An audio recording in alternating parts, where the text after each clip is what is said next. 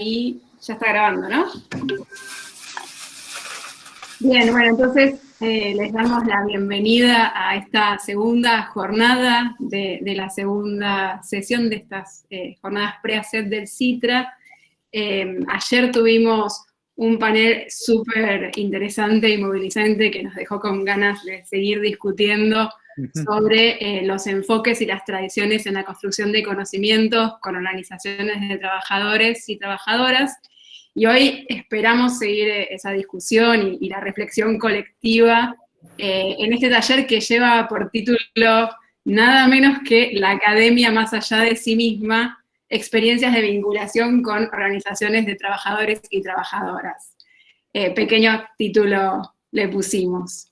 Entonces tenemos con nosotros a representantes de estas experiencias de vinculación entre investigadores e investigadoras de distintos organismos, de distintas universidades, con organizaciones de trabajadores y trabajadoras que incluyen sindicatos, recuperadas y otras organizaciones de gestión colectiva del trabajo.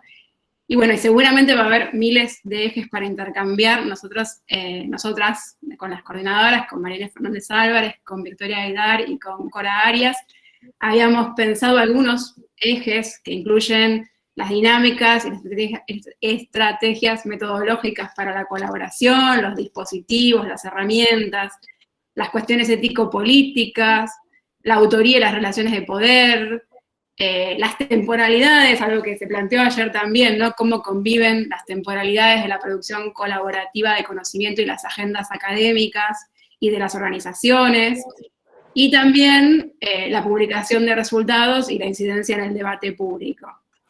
Entonces, si les parece, vamos a ir en el orden que está en el programa, no lo llegamos a charlar antes, pero vamos a hacer 15 minutos por intervención, y cuando esté faltando un poquito voy a hacer el método Fernández Álvarez de ayer y levantar un viejo papelito acá en la pantalla que funcionó muy bien. Así quedamos más organizados, porque al final el chat no funciona tanto.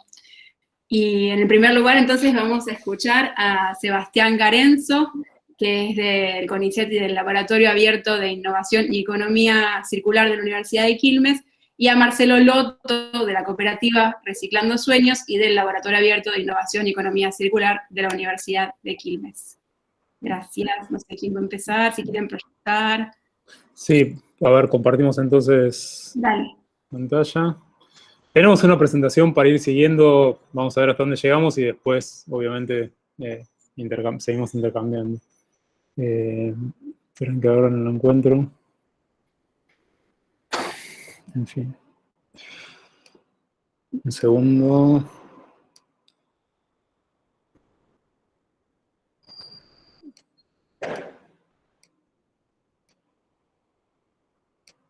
¿Ahí se ve? ¿Por qué no los veo yo? Ahí está pensando, sí, ahí se ve. Bueno, listo. Bueno, entonces, la idea, digamos, es compartir una serie de reflexiones que están acompañando una experiencia, digamos, o sea, que en realidad tienen una doble inscripción, es profunda en el tiempo y al mismo tiempo reciente, que es el Laboratorio Abierto de Innovación y Economía Circular, que es algo que en realidad formalmente existe desde fines de 2019, pero que en realidad recupera toda una experiencia previa de trabajo, junto en particular con Marcelo Loto, de la cooperativa Reciclando Sueños, que en realidad, digamos, o sea, tiene más de 10 años de trabajo en conjunto y que de alguna forma fue incorporando todas las idas y vueltas, digamos, o sea, de nuestro aprendizaje conjunto en ese camino. Entonces, en principio, digamos, o sea, vamos a situar, como contar por qué es necesario hacer, o por qué nos pareció necesario hacer el laboratorio abierto, o construir el laboratorio abierto como una instancia de vinculación entre universidad y asociaciones de base, de recicladores de base que estaban trabajando en el área metropolitana de Buenos Aires. Digamos, esto es un esquema muy básico, es bueno, hay un cambio de paradigma en la gestión de los residuos, de disponerlos todos juntos en un lugar que estén bien alejados, a tratar de generar valor a partir de su reutilización. Eso, digamos, o sea, a grandes rasgos es lo que viene cambiando los últimos 20 años a esta parte. Lo que pasa es que, bueno, cuando uno empieza a ver esto con mayor detenimiento, ve que hay algunos problemas que sobre los que nos parecía, digamos, o sea, que era importante intervenir. En principio, digamos, o sea, podemos señalar que el conjunto de los recicladores de base están aportando hoy en día el grueso de los materiales que usa la industria recicladora. Sin embargo, digamos, reciben menos del 5% de los ingresos que se generan en toda la cadena. Entonces, a diferencia, digamos, o sea, de algunos enfoques medio dominantes en la visión académica, digamos, o sea, sobre este problema, no vemos, digamos, o sea, un problema de integración, que es una integración que se da de hecho, sino un problema distributivo, un problema de cómo se reparten los beneficios que se generan en toda la cadena. Entonces, en ese sentido, digamos, nos parecía que, digamos, o sea, había que empezar a intervenir de alguna forma en cómo se estructuraba justamente la cadena. Ahora bien, cuando nosotros digamos, hacemos un análisis más a fondo, no voy a entrar en detalle, después cualquier cosa podemos volver, lo que vemos es que hay una tensión, digamos, una tensión derivada de cómo se estructura el sistema de gestión de residuos en el área metropolitana en la actualidad, que básicamente lo podemos sintetizar diciendo que, digamos, sanciona positivamente a empresas privadas en su mayoría que se dedican a hacer una gestión tradicional de los residuos que se generan y sanciona negativamente a aquellas experiencias entre las que se encuentran las generadas por los recicladores de base que empezaron a hacer un trabajo de recuperación de los materiales que podían valorizarse de los residuos.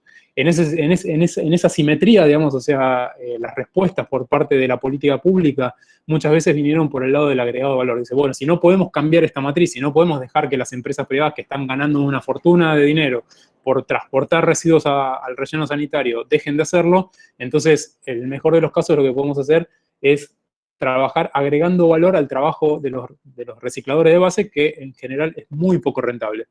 Entonces, cuando esta tensión se configura de esta forma, aparecen algunas cuestiones que había que digamos, o sea, que revisar un poco mejor, que tenían que ver con la innovación y la tecnología y la producción de conocimiento acerca de cómo era, digamos, o sea, esa práctica.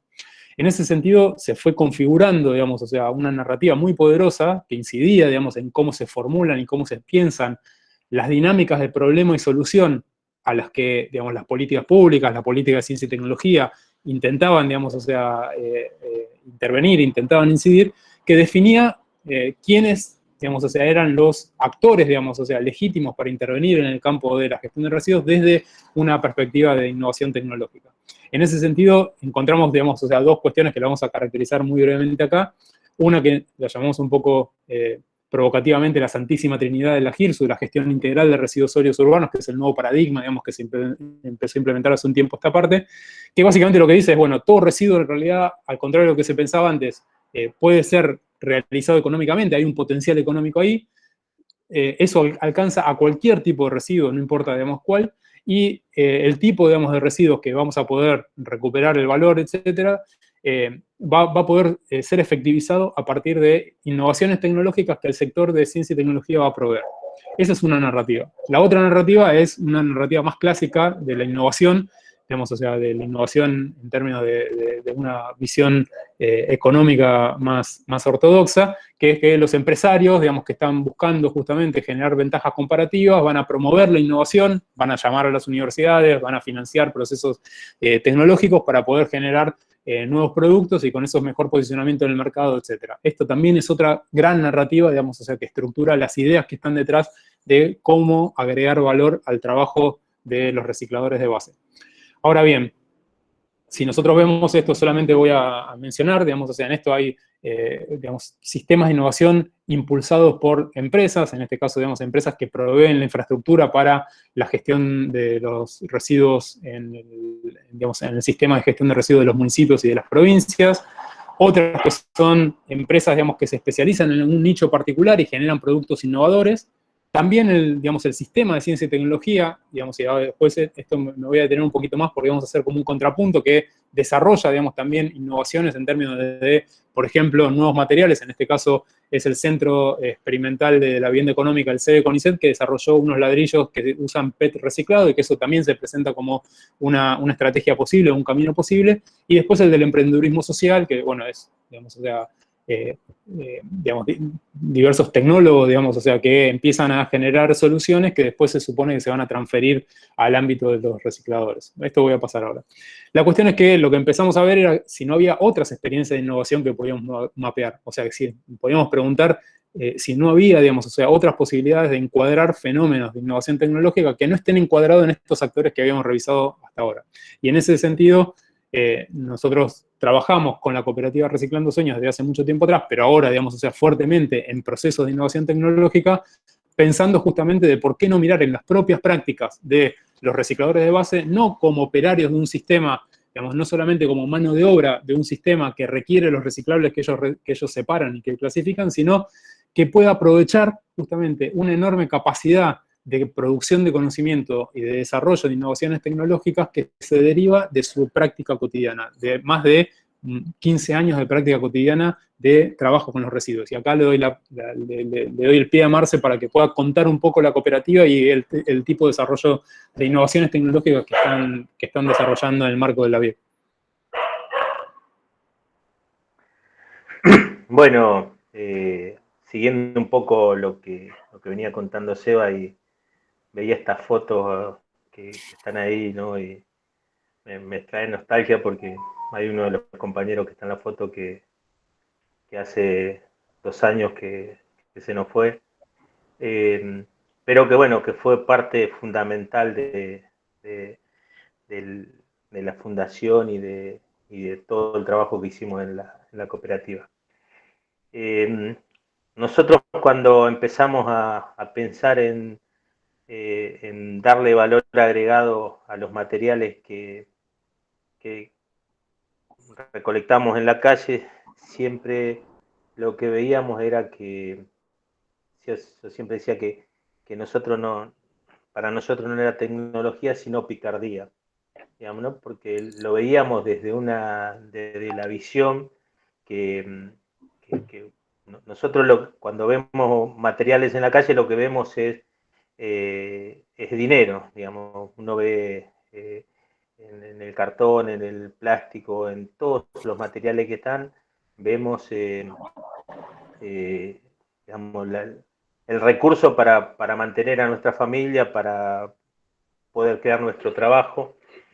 Y entonces, desde ahí es desde donde nosotros empezamos a ver que bueno, lo llamábamos de una manera distinta, pero que a la larga era tecnología, era I+D, como le dicen ahora. Y bueno, nosotros desde nuestro nacimiento lo que veíamos es que muchos materiales que no tenían mercado, fuimos tratando de encontrárselo, ¿no? Para nosotros, la basura, digamos, es un problema y nosotros somos parte de la solución. Para darle esa solución hay que encontrarle, digamos, como yo decía antes, picardía para poder poner en valor lo que no lo tiene. Y fue así que empezamos a trabajar con muchos materiales que no los compraba nadie. Y los que los compraban, digamos, también tuvimos que hacer máquinas para sacarle el aire, para sacar para, digamos, acondicionarlo, para poder transportarlo, digamos, innovación para la logística, innovación para todo, que ya les digo, nos costó mucho decir innovación, siempre era picardía, la picardía de nosotros era tratar de, no sé, hacer de un bolsón de 2 metros cúbicos, hacer un fardo de 70 centímetros cúbicos, o sea, ahí eso nos hacía, digamos, ganar más dinero, digamos. Entonces, desde ahí es que nosotros empezamos a pensar que todo lo que nosotros necesitamos era darle más valor agregado al material, y para eso había que trabajarlo, había que intervenirlo, había que encontrar soluciones que mayormente las empresas no están pensando en ponerlo en valor, digamos. Hoy el PET mayormente lo compra cualquiera, el cartón lo compra cualquiera, pero hay el PET de la botella, digamos. Después hay un montón de envases de PET que no tienen el formato de botella, que no los compra nadie, digamos. Y en eso siempre seguimos trabajando para poder vender mejor. O sea, lo que nos mueve a nosotros es encontrar soluciones para vender la mayor cantidad de materiales que hay dentro de la basura, y que lejos de verlo, en principio, lejos de verlo como una solución ambiental, lo veíamos como una solución a nuestra vida y a nuestros recursos. Después nos dimos cuenta que también hacíamos un bien ahí al medio ambiente. Pero básicamente la historia nuestra nació tratando de darle un poquito de valor agregado a todos esos materiales que no lo tenían, y por suerte, digamos, hemos encontrado en el camino compañeros con los que hemos podido ir aprendiendo, o sea, a nosotros nos subió el precio cuando empezamos a hablar de I+D, porque cuando yo decía picardía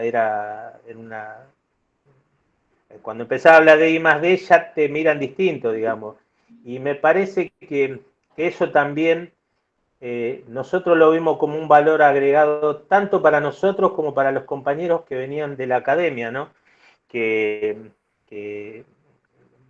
Miren, para ser concreto, digamos, nosotros cuando empezamos a trabajar y nos decían, bueno, podemos conseguir compañeros de la universidad, siempre siempre teníamos una disyuntiva, porque decíamos, nunca vinieron ingenieros, vinieron antropólogos. Y la verdad que eso también yo siempre me gusta contarlo, porque cuando vinieron antropólogos, la verdad que primero vinieron compañeros, que para nosotros eran chicos del CONICET, que vinieron a darnos una mano, vinieron en principio también a investigar el fenómeno cartonero, pero que se quedaron, y la verdad que lo que nos fueron haciendo, fuimos construyendo en conjunto esto de trabajar en forma mancomunada, para que lo que ellos sabían de una cosa y lo que nosotros sabíamos de otra, lo podamos poner en conjunto y que sea un valor agregado para todos. Y eso también lo fuimos, lo entendemos como una parte de la innovación, de lo que le llaman I+D, ¿no? Así que bueno, Seba, si querés vos seguir con un poquito y nos vamos turnando. Y cerramos, sí. Sí. Buenísimo, Marce.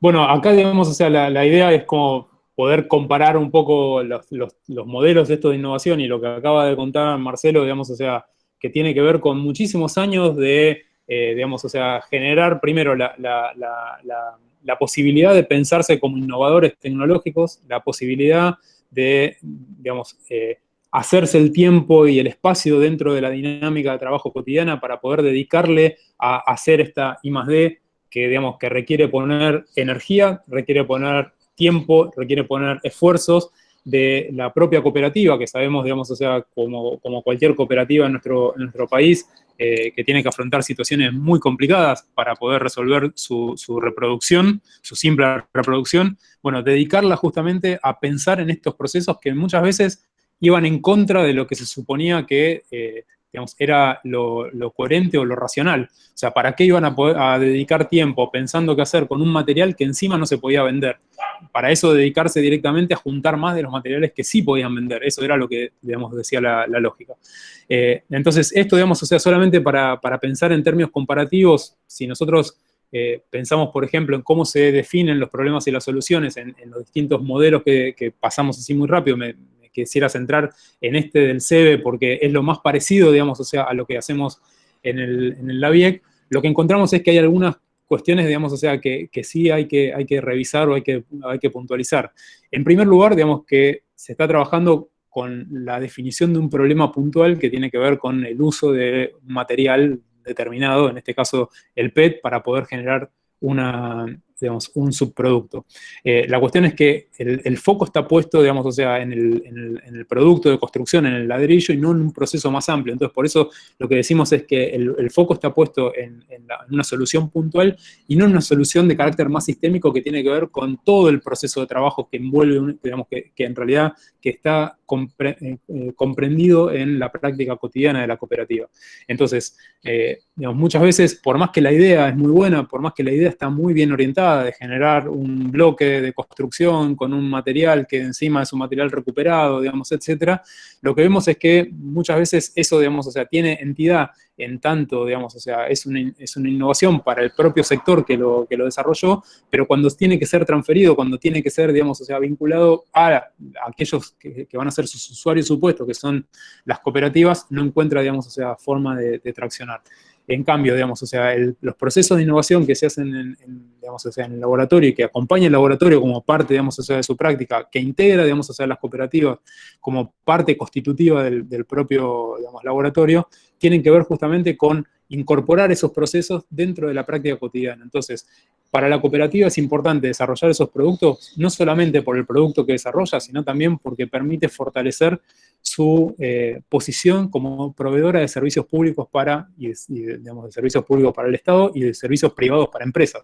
Entonces puede ser reconocido como un prestador de servicios especializados, que tiene, digamos, o sea, la posibilidad de poner en valor esa práctica de más de 15 años, tratando con los materiales en forma cotidiana, desarrollando entonces innovación a partir de esa práctica y a partir de ahí, entonces, fortalecer sus procesos de innovación.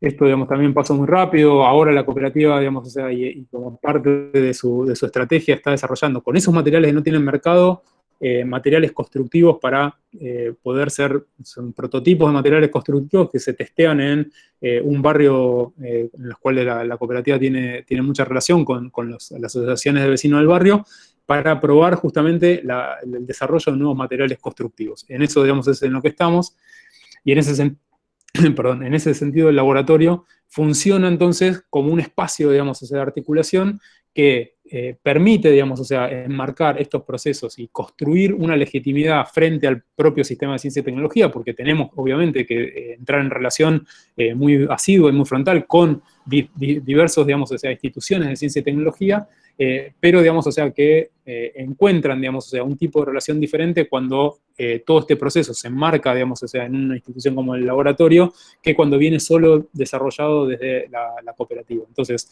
al formar parte, digamos, de la cooperativa, del laboratorio, las cooperativas que están trabajando, y en particular la cooperativa Reciclando Sueños, permite, digamos, o sea, que ese marco, digamos, o sea, que era lo que decía recién Marce, pueda promover, digamos, o sea, interacciones más equilibradas, más, digamos, o sea, simétricas con otros agentes del complejo de ciencia y tecnología que, si no, en realidad ven, digamos, las experiencias que se desarrollan en la cooperativa como, digamos, una especie de tecnología de baja escala, una tecnología, digamos, de otro orden de complejidad. Y después, por otra parte, lo que permitió es generar, digamos, transformaciones en cómo se da el proceso, digamos, o sea, de transferencia y de innovación, que tienen que ver, por ejemplo, con la deslocalización del espacio de la experimentación. El espacio de la experimentación no son laboratorios en la universidad, no son laboratorios en el INTI, es el propio galpón de la cooperativa en el cual se construye como espacio de experimentación. Y eso es porque justamente nosotros pensamos que la experimentación no puede escindirse de la práctica cotidiana de, en este caso, digamos, o sea, los integrantes y las integrantes de la cooperativa Reciclando Sueños, porque se hace en ese momento y se hace en los momentos, digamos, o sea, que se abren para poder encontrar, digamos, o sea, prácticas y espacios de experimentación. Entonces, el espacio de la experimentación tiene que estar justamente tiene que estar situado en ese lugar. Y en todo caso, aquellos que, digamos, o sea, vayan a hacer asistencia, vayan a compartir, digamos, o sea, algún tipo de conocimiento, etcétera, pueden, digamos, vincularse en el proceso de experimentación justamente con esa precondición. En función de eso, digamos, o sea, el laboratorio, digamos, tiene esta práctica. Creo que podemos cerrar por acá para no avanzar, para no ocupar más tiempo, y después, en realidad, lo rico va a estar en el intercambio y en las preguntas después, si es que hay. Gracias. Yo, si me permiten decir una sola cosa que perdón, me parece que... Dale. Una sola cosa No los veo acá. No, digo que lo importante que nosotros pudimos hacer es deconstruir eso que en la academia tanto se construyó, de que los laboratorios tienen que ser lugares impolutos, y que el laboratorio es donde se elabora, digamos, donde se prueba, y eso me parece que lo quiero subrayar para poder hablar seguramente después en las preguntas. Buenísimo, Marce, gracias. Bueno, muchas gracias a Seba y a Marcelo. Tenés que dejar de compartir pantalla, Seba. A ver si...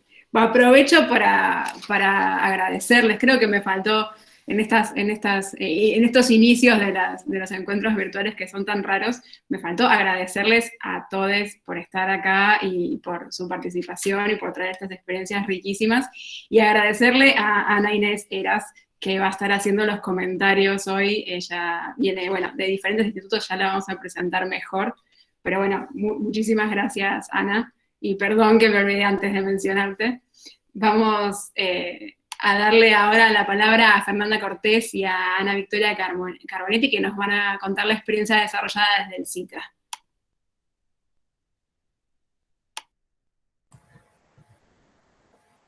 Bueno, hola, comienzo yo. Ahora Ana es la que va a presentar la pantalla y comenzamos las dos con una experiencia que armamos desde el CITRA UMED. Te espero, Anita, ¿querés? Dale, ahí voy a compartir. Buenas tardes a todos. Confírmenme si se comparte bien, porque no los voy a ver. Ahí va. ¿Ahí ven? Ahí está presentando. Bien. Perfecto. Dale, Fer, nomás.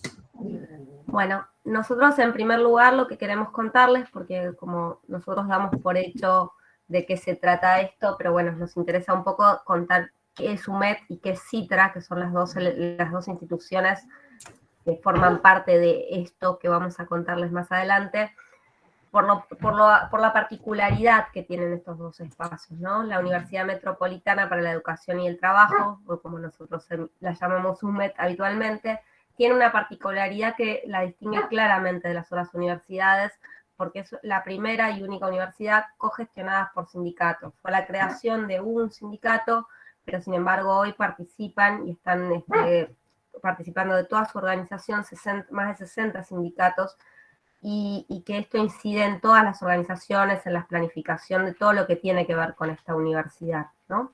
Y por el otro lado el CITRA, como figura acá, que es una institución bastante particular también, porque es el primer centro científico con participación de las organizaciones sindicales, ¿no? Nuevamente es algo que está vinculado con CONICET y con UMED, es decir, con la universidad que contábamos antes, pero por el otro lado tiene la particularidad de que los sindicatos forman una parte activa de esta organización y de todas las prácticas y los proyectos de investigaciones que planificamos a partir de ese momento.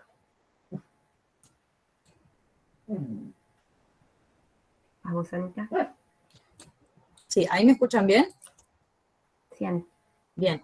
Bueno, sigo en esta sintonía de lo que contaba Fer, que si bien una de las singularidades que tiene el CITRA tiene que ver con esta dimensión de la doble dependencia, tanto de CONICET como de UMED, otra de las características que marca la manera de trabajar de este espacio tiene que ver justamente con la perspectiva o el abordaje de trabajo de la investigación-acción, ¿no? Entonces, decimos que CITRA es un producto de esta interpelación directa entre estas decenas de organizaciones sindicales que contaba Fer, que forman parte del espacio, hacia el sistema científico argentino, y creo que esto viene muy a colación o muy a propósito del título general, ¿no? de toda esta mesa.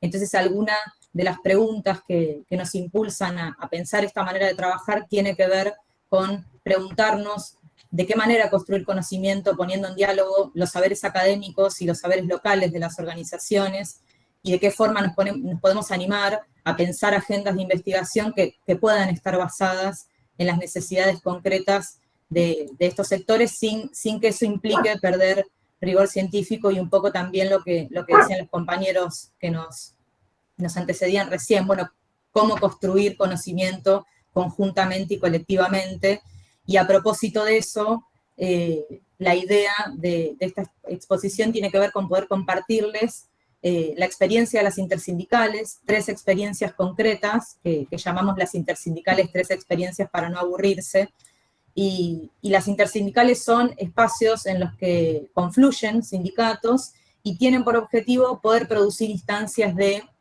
investigación, formación y vinculación, vinculadas a las áreas de género, cultura, formación y condiciones de trabajo. Y lo que vamos a ver a continuación es, por un lado, la presentación de cómo han surgido, cuáles han sido los objetivos iniciales de cada una de estas experiencias de las intersindicales, pero sobre todo también cómo se han ido transformando en el camino, ¿no? Los objetivos iniciales que se propusieron y qué fue sucediendo en el proceso de trabajo colectivo y en qué situación están hoy. Así que ahora le doy otra vez el pie a Fer para que nos cuente la primera, que es Radar. Bien, gracias, Ani. Bueno, Radar es la, digamos, nuestra primera construcción, es lo primero que pudimos armar en esta vinculación que hablamos de las intersindicales que decía Anita, y tuvo la particularidad de que esa construcción se hizo a comienzos de los 4 años anteriores de gobiernos, donde la lógica estaba centrada en la idea de un espacio de resistencia, ¿no? La lógica tenía que ver con la intersindical, está vinculada específicamente o unió a los secretarios de cultura de los distintos sindicatos, ¿sí? La cultura era uno de los espacios fuertemente agredidos y vapuleados en el gobierno desde el principio del gobierno de Macri, y entonces Citra y UMED los convocan a estos secretarios de cultura a pensar distintas posibilidades y estrategias que pudieran en esta agrupación o en esta unión resistir todo el embate que estaban teniendo. La particularidad que tuvo Radar es que, en tanto ser distinto, digo, en esta idea de estar pensando la cultura, se construyó mucho más centrada en lo que tenía que ver con la producción, digamos, para este intersindical.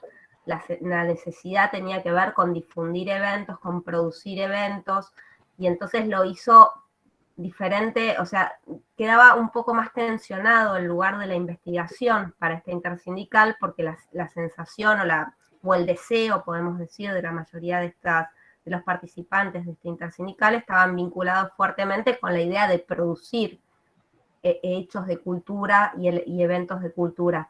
Una de las cuestiones que se centró fuertemente en este intersindical tuvo que ver con un espacio que se dio en la Feria del Libro, conseguido justamente por la UMED y por el Citra, y este espacio fue un espacio de la intersindical de Radar, puesto, digamos, visibilizado y materializado la intersindical dentro de la Feria del Libro como uno de los lugares,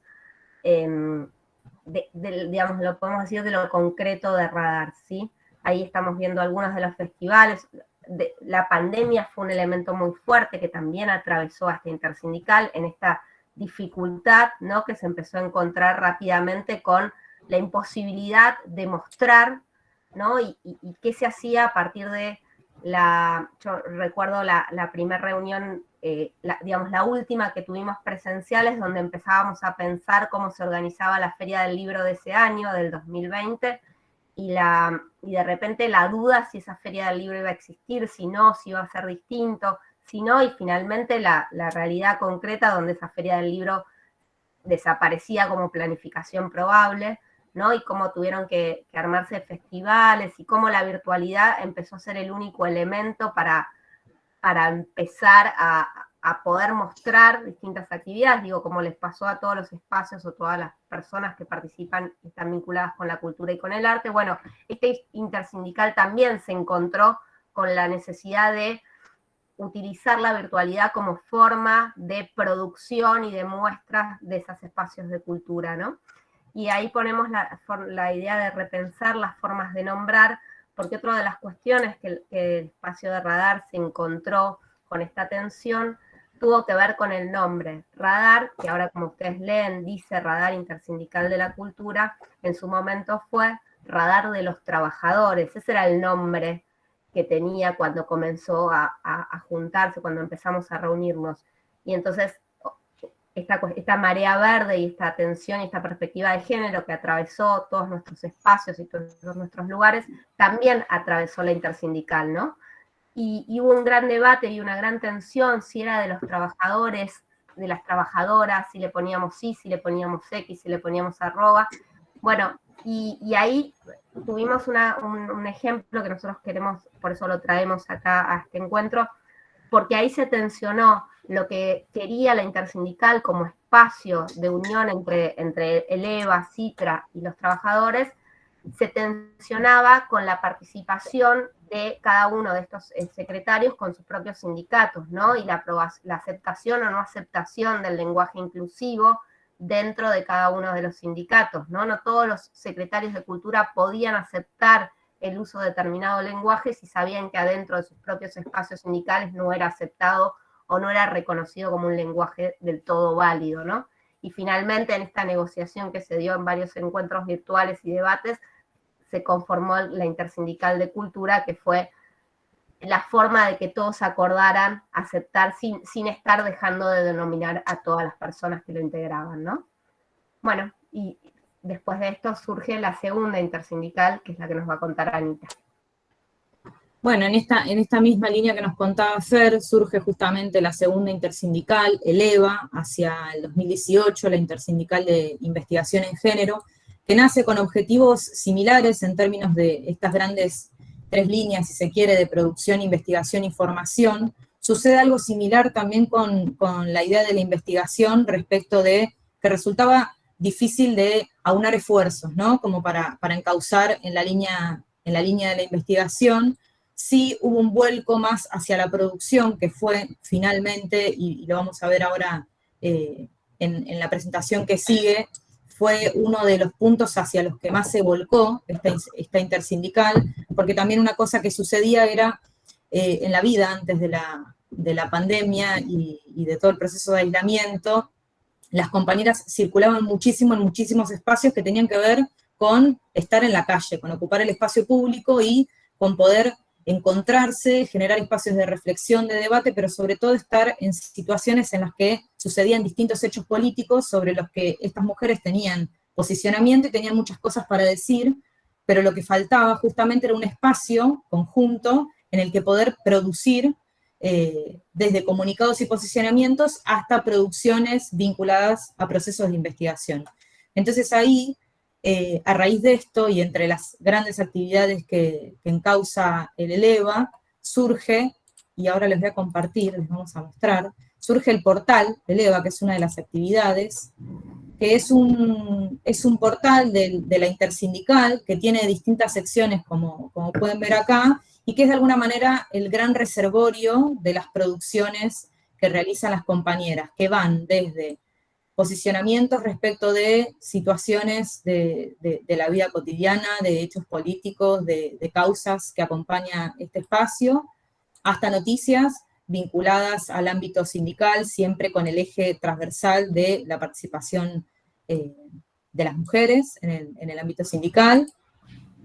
En el plano de la línea de investigación, también algunas cuestiones que se han podido articular, informes que se han podido producir, y uno en curso que tiene que ver con la biografía de mujeres sindicalistas, y este proyecto pudo ser posible, y acá hacia abajo se puede ver más gráficamente, por un lado, gracias a la unión de voluntades y de coordinación y de trabajo, tanto de todos los sindicatos que integran el ELEVA, como Citra y UMED, y fue auspiciado y en coordinación por la FES, que es la Fundación Friedrich Ebert, que forma parte de muchas de las acciones que lleva adelante el ELEVA. Y en ese punto nos sigue a la segunda línea de trabajo, que tiene que ver con la formación y que está acá inscripta entre las actividades que ha podido realizar el ELEVA, sobre todo el año pasado, que tiene que ver con el ciclo de charlas,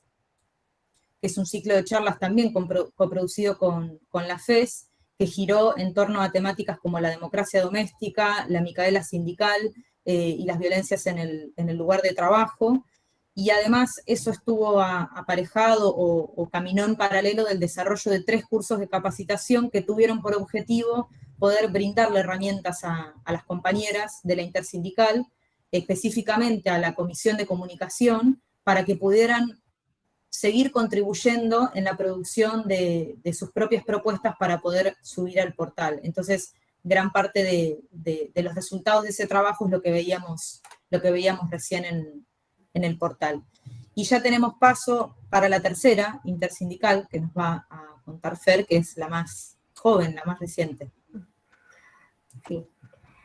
Es la más reciente y es la que surgió, a diferencia de las otras dos que surgían, digamos, de solo vincular secretarios de determinada cuestión, digo, las secretarias de género en el que contaba Anita, o las secretarias de cultura en el que contaba yo.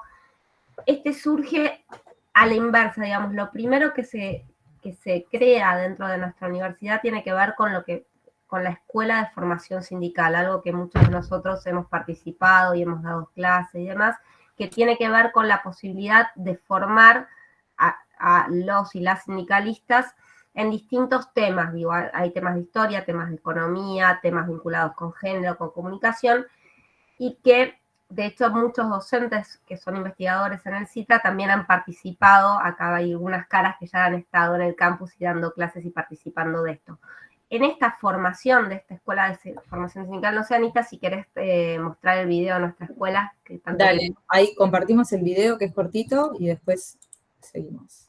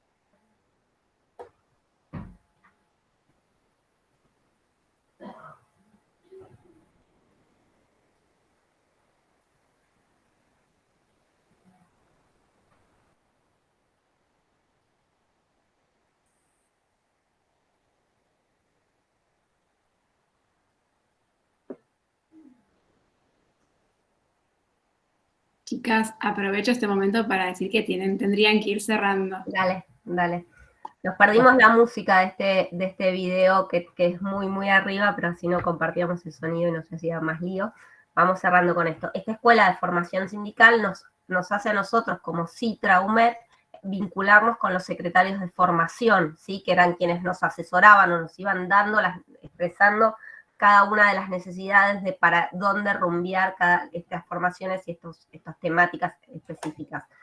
En esta vinculación que se fue dando con estos secretarios es que surge la última y más nueva escuela, esta nueva intersindical de formación específicamente, que ya surge en pandemia, y entonces la virtualidad no nos resultó un problema justamente porque empezamos así, empezamos de manera virtual.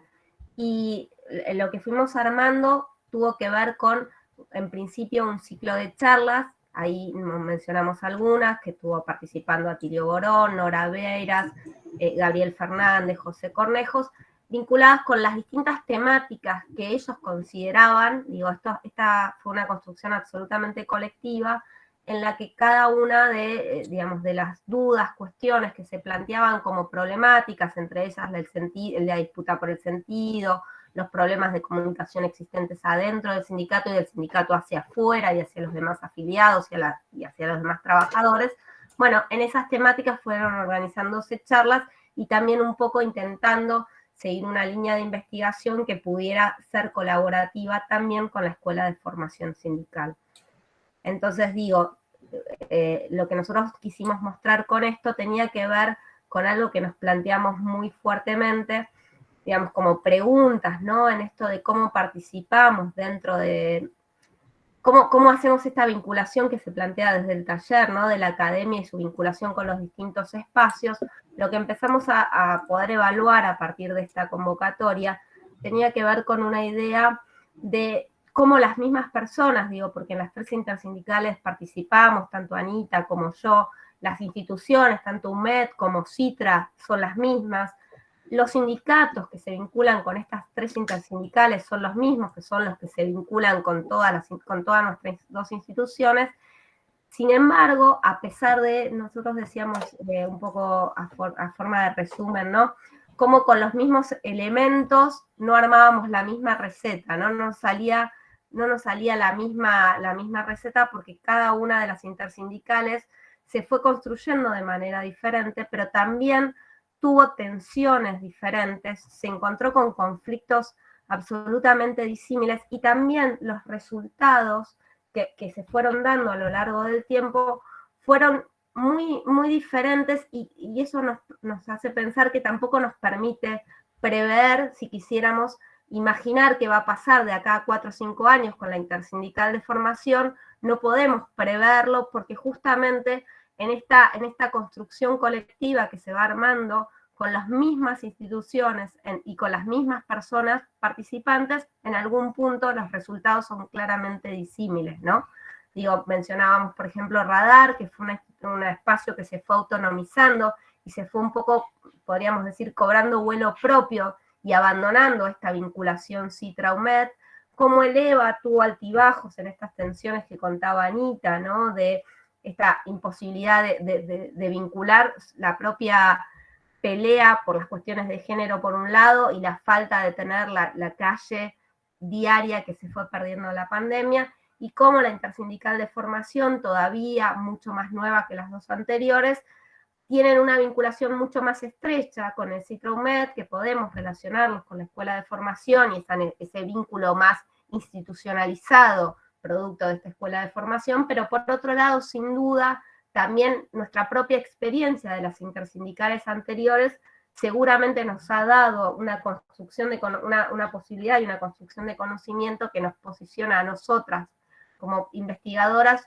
en un vínculo diferente con la intersindical, y tomando distintos recaudos o distintas precauciones y previendo algunas otras cuestiones que no fueron previstas en las intersindicales anteriores. La veo levantar a Natalucci las cejas y me pregunto si alcanza con todo lo que aprendimos hasta ahora para prever todo lo que va a pasar. Imagino que no, pero sin duda tenemos la esperanza de haber haber adquirido todas un conocimiento que nos ponga diferentes en el espacio de vinculación con los sindicatos. No sé si Anita querés decir algo más. No sumaría más nada para no robar más tiempo, solo a modo de cierre en esta síntesis que hacía Fer, que en todos los casos desde la institución y desde las compañeras que venimos participando de este espacio, por supuesto que el horizonte fue acompañar estos procesos, seguirlos de cerca y seguir articulando en la medida de lo posible, y seguir pensando en adelante y generando nuevos espacios, como fue el caso de la última intersindical. Después, bueno, retomaremos en el marco de la conversación y el debate. Gracias. Buenísimo, buenísimo, gracias, chicas. Perdón por estarlas apurando, pero bueno, toca. Así garantizamos que lleguemos al momento del intercambio. Bien, ahora le vamos a escuchar en tercer y último lugar a Celeste Stigliani y a Javier Antivero, que son del programa Facultad Abierta de la Facultad de Filosofía y Letras de la UBA. Bueno, perfecto. ¿Se me escucha bien? Bueno, voy a compartir pantalla, voy a hacer una introducción primero yo, después le voy a pasar la palabra a Celeste. A ver, un segundito, que acá viene la parte tecnológica, que siempre me falla. A ver, ahora yo... Ahí está, compartiendo.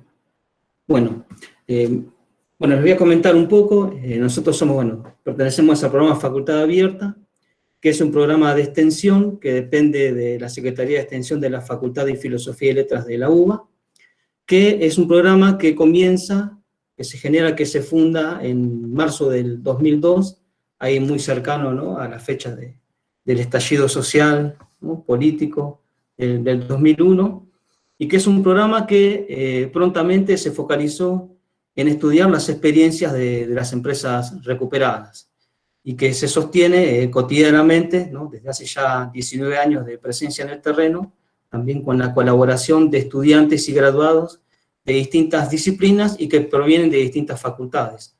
Al ser un fenómeno social, nosotros lo estudiamos desde el punto de vista de la multidisciplinariedad. Y tenemos 3 ejes de trabajo principales, ¿no?, que son los más fuertes y que nos sostienen. Un eje de trabajo que tiene que ver con un relevamiento nacional que realizamos sobre empresas recuperadas y también informes de coyunturas, cuyo primer relevamiento fue en el año 2002, se publicó en el año 2003. El segundo relevamiento, bueno, lo realizamos en el año 2002, el tercero en el 2009, se publica en el 2010, y después realizamos informes de coyuntura durante el gobierno de Mauricio Macri, obviamente para demostrar el impacto hacia el sector de las políticas neoliberales que llevó este gobierno a cabo, y se presentaron 2 informes, uno en el año 2016 y en el 2018, y después realizamos también en el año 2017 un relevamiento de las empresas recuperadas, pero en este caso de los partidos de Florencio Varela, Quilmes y Berazategui, y nuestro último relevamiento fue en el año 2020, o sea, el año pasado, a ver si puedo entrar en publicaciones, pero en este caso no se trató de un relevamiento de empresas recuperadas en general, sino que fue una encuesta nacional sobre cooperativas de trabajo y empresas recuperadas para ver, bueno, cuál fue el impacto ahí del COVID-19 en estas organizaciones. Después otra cuestión también bastante importante que nosotros tenemos y que tiene que ver con una política de extensión, es el centro de documentación que funciona en una empresa recuperada, en este caso en la cooperativa Artes Gráficas Chilavert, ahí en Pompeya, y que es un centro de documentación donde nosotros, obviamente, bueno, se registran y se guardan todos los informes que desarrollamos y material que tienen que ver con las empresas recuperadas y con el mundo del trabajo en general, que está disponible para el público en general, para investigadores, para docentes, para los propios trabajadores de Chilavert y para cualquier trabajador o trabajadora que quiera visitar el centro y, bueno, tener una aproximación a lo que es el fenómeno. Después otro de los ejes de trabajo también bastante importantes que llevamos adelante, que requiere un gran esfuerzo para nosotros, es el Encuentro Internacional de los Trabajadores, que se viene desarrollando sistemáticamente desde el año 2007, ¿no? Los 2 primeros encuentros los realizamos acá en Buenos Aires, y que tiene que ver con un encuentro donde confluyen militantes, ¿no?, investigadores, trabajadores y trabajadoras en general, y que no es un encuentro únicamente donde se habla de autogestión o de empresas recuperadas, sino que es mucho más amplio y se abordan distintas temáticas que tienen que ver con el mundo del trabajo y con el movimiento obrero. En este momento, por ejemplo, se está desarrollando de manera virtual el 8º encuentro internacional, que lo están coorganizando, bueno, compañeros que tenemos allá en México, ¿no? Porque estos encuentros internacionales han ido rotando por distintos países y después también se han realizado encuentros que son regionales, ¿no? Han participado, bueno, compañeros y compañeras de México, de Brasil, de Venezuela, de Chile, y también, bueno, en Europa, compañeros y compañeras franceses, de Francia, de Grecia, de Italia, etc.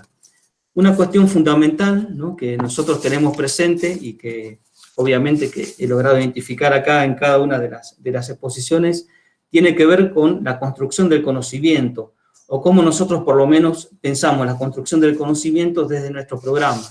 Y para nosotros es muy importante poner en discusión el concepto de intervención, ¿no? Nosotros no intervenimos en el campo. Vamos, tenemos presencia y tratamos de construir conocimiento acompañando a los trabajadores con el objetivo, ¿no?, de reforzar los procesos de recuperación de empresas o el funcionamiento de las empresas. Y lo vamos acompañando también en la medida que ellos nos demanden, ¿no?, acompañamiento. Y como también estamos formados mayoritariamente por cientistas sociales y humanísticos, muchas veces también servimos de puente para las ciencias duras, ¿no?, de manera que se puedan contactar por ahí con contadores, ingenieros, ingenieras, y esa es una labor que para nosotros también es bastante importante, porque muchas veces estas ciencias no saben cómo abordar las lógicas de estos emprendimientos económicos, que obviamente sí diferencian completamente lo que es un emprendimiento económico del capitalismo tradicional. Ahora le voy a pasar la palabra a mi compañera Celeste para que ella les cuente un poco más cómo se llevan a cabo estos relevamientos que para nosotros son muy, muy importantes. Celeste, te paso la palabra. Bueno, gracias, buenas tardes. Primero agradecer el espacio agradecer también a Javier y bueno, a todas las experiencias previas que estuvieron compartiendo, que son muy enriquecedoras. Me sumo, coincido totalmente con Javier.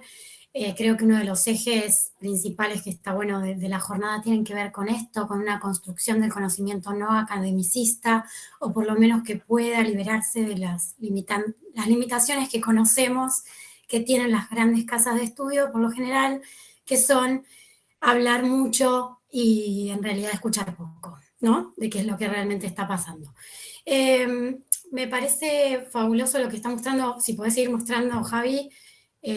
Gracias, genial. Esa es la página que tiene el programa Facultad Abierta. Está en constante evolución, tal como todo lo que estamos haciendo. En este momento nos encontramos justamente agregando, incorporando una guía sobre políticas públicas que sirvan para las empresas recuperadas y para que conozcan las líneas de financiamiento que puedan llegar a tener, pero esto es como un avance, una premier que estamos diciendo. Pero bueno, siempre estamos tratando de generar un conocimiento que sirva, que sea útil, que sea válido socialmente. Y ese conocimiento está construido, como bien decía Javier, de una manera colaborativa, que va enriqueciendo la mirada, que va retroalimentándose. Salimos al campo y no es que salimos al campo, estamos en el campo. Es una presencia constante. Estamos en las actividades de resistencia, estamos en las actividades que se hacen para difusión, estamos en las actividades que se hacen para presentar estrategias, discutir, debatir qué es lo que se puede hacer frente a una situación, frente a una emergencia. Estamos en tribunales cuando hay que hacer lío, estamos en las marchas, bueno, estamos en todos los lugares que nos invitan, que nos convocan y que también nos vamos sumando nosotros para poder aportar lo que podamos. Ya sea, como dijo Javier, ser un nexo entre nosotros y profesionales que puedan brindar alguna asistencia que se necesita específica, en términos legales, en términos económicos, en términos de logística, en términos productivos, ya sea con apoyo, simplemente estar ahí acompañando cada una de las actividades que se hacen.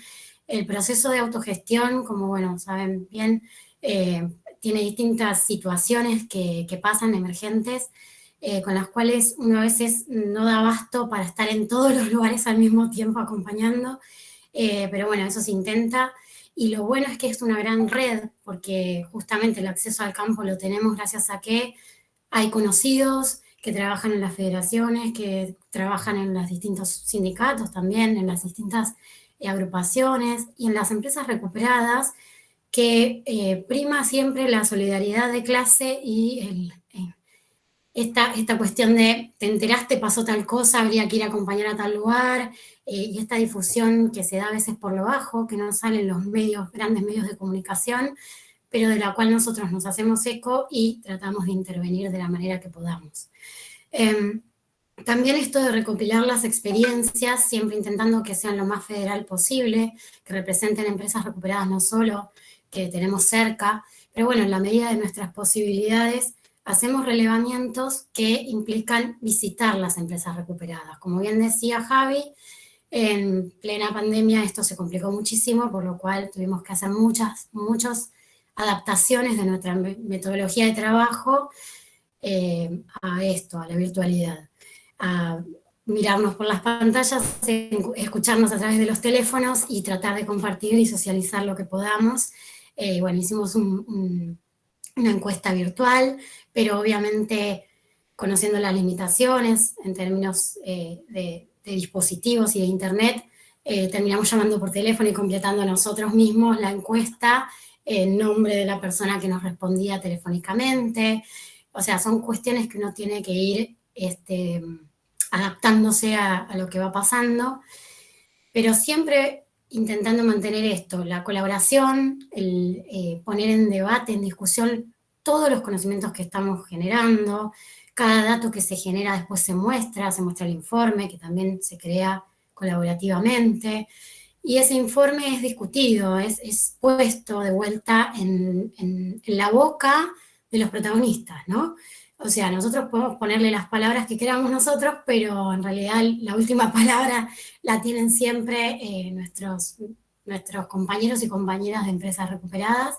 Y bueno, la idea también siempre de resguardar la información que es sensible, obviamente, que no es, quién sabe, es una información a la cual nosotros podemos acceder gracias a esta confianza, a este vínculo que se genera en el campo, y a que somos parte, pero obviamente siempre hay que resguardar la información que no pueda resultarles provechosa, ¿no? Que pueda, al contrario, a veces hasta perjudicar, porque bueno, como bien dijimos antes, hay muchas cuestiones que tienen que ver con la vulnerabilidad de la cual son parte justamente estas poblaciones, a las cuales creo que todos los que expusimos con las cuales estamos trabajando, ¿no? Esa vulnerabilidad que es parte del sistema, que es parte de la desigualdad estructural que ya todos conocemos, pero contra la cual se batalla cada día. No sé si, Javi, ¿querés agregar alguna cosita más?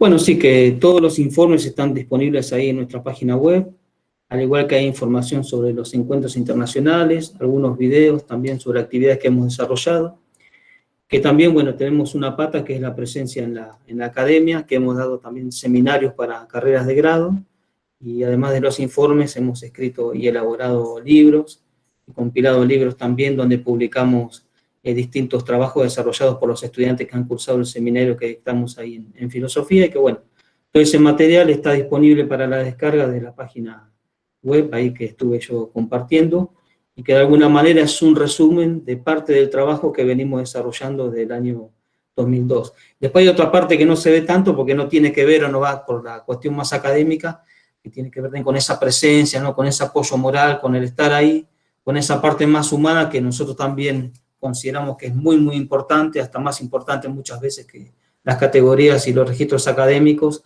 porque bueno, muchas veces eso suele quedar afuera de los papers y de los escritos.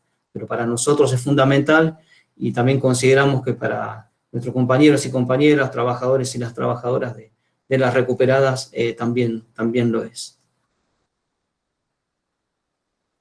Así que, Celeste, bueno, te paso la palabra por si querés agregar algo más. Yo creo que más o menos No, estamos cumpliendo con los tiempos.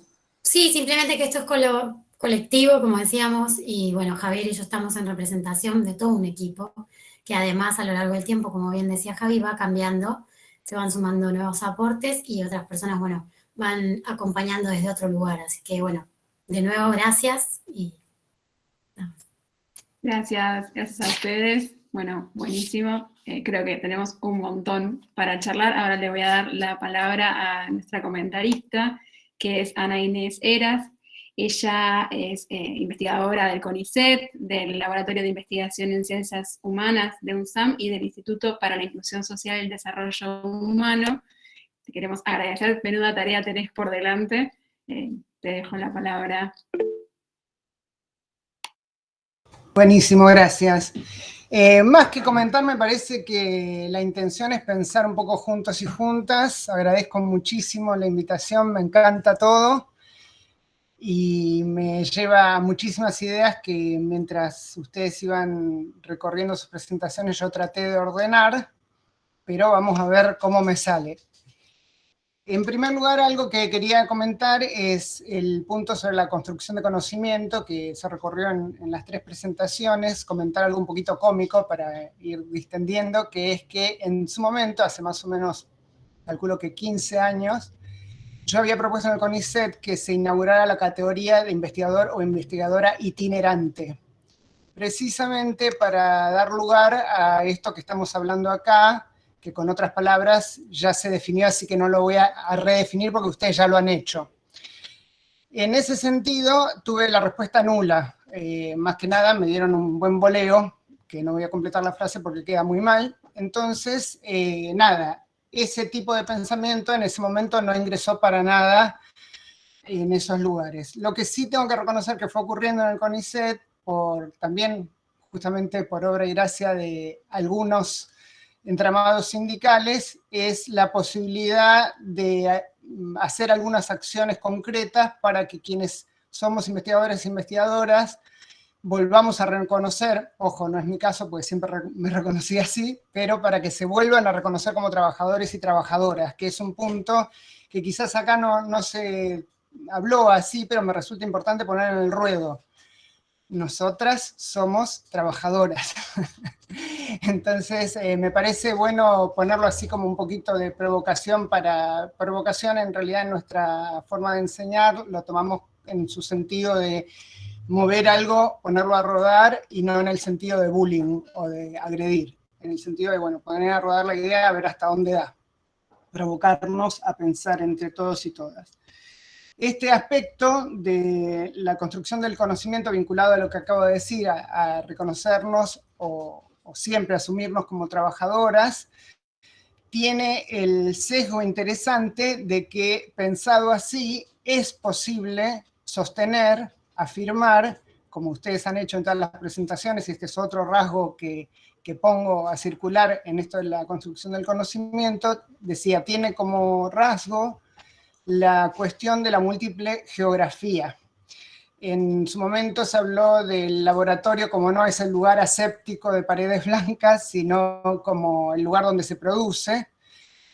Pero yo, un poquito también para provocarnos a pensar, voy a decir que en todo caso quizás son todos esos lugares o esos lugares entre, y ahí sí quiero meter algo que para mí es interesante para pensar, que no lo vamos a hacer ahora porque no nos va a alcanzar el tiempo, pero otro día nos juntamos y lo hacemos, que sería lo que se conoce en uno de los marcos que para mí es querido y que uso, que es el marco de las economías diversas y comunitarias, lo que se llama inventariar.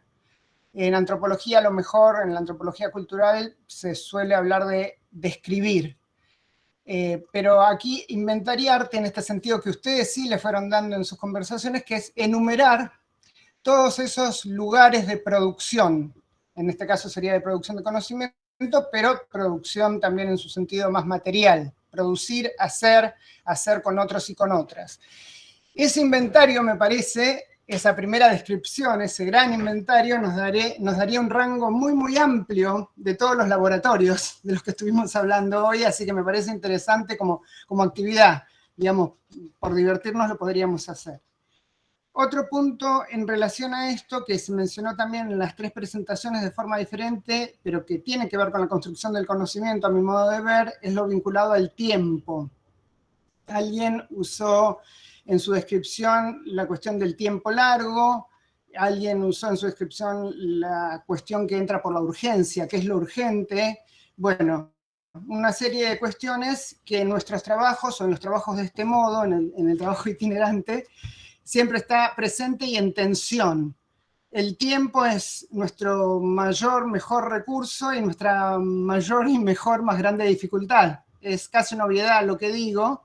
Al mismo tiempo, es interesante que se visibilice porque también, al menos nuestras experiencias de trabajo, a veces las lógicas de las organizaciones no piensan al tiempo de la misma manera, y para cada organización es una obviedad, pero para la otra no tanto, y así. Entonces, esta cuestión también me parece importante señalarla porque fue surgiendo y me parece que mueve.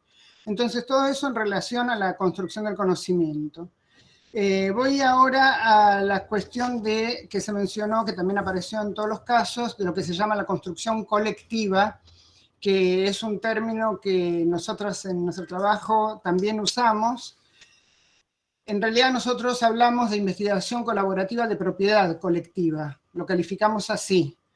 Y esto proviene de un trabajo largo en el tiempo de ir pensando cuáles son los términos que mejor describen lo que hacemos, a la vez que reconozco que cada vez que usamos esos términos, en muchas ocasiones somos interpelados, interpeladas, y se proponen otros términos que pueden ser parecidos o distintos, y ahí habría también otra cuestión para ir viendo. ¿Qué sería la propiedad colectiva del conocimiento? Que lo ligo entonces muy fuertemente con algo, si se quiere, procedimental. Y a mí no me da vergüenza usar la palabra procedimental, de procedimiento. Es más, me encanta esa palabra. El procedimiento, lo que hacemos, por ejemplo, todos los días, las prácticas. No sería lo mismo, pero bueno, vamos a pensarlo por ahí. Es esas cosas que hacemos, que en este caso me estoy refiriendo justamente a los procedimientos que usamos para la construcción colectiva. Yo ahí tengo mucha curiosidad, porque a veces se suele usar este término sábana y hablar de construcción colectiva pero no sabemos a qué nos referimos. ¿Nos referimos a múltiples grupos de trabajo en simultáneo que discuten y después se encuentran? ¿Nos referimos a un gran plenario? ¿Nos referimos a una asamblea donde ya se sabe que va a hablar una persona y los demás no? Bueno, estoy problematizando. Entonces me parece que sería interesante, y sé que en este sentido Carenzo y Fernández Álvarez son muy trabajadores, para ir recuperando. Bueno, me acuerdo de la presentación de la plataforma Colabor, que es similar a otras iniciativas que nosotros también tenemos, en donde se van recopilando, recuperando y poniendo a la vista estos que yo llamo ahora procedimientos, el cómo se hace.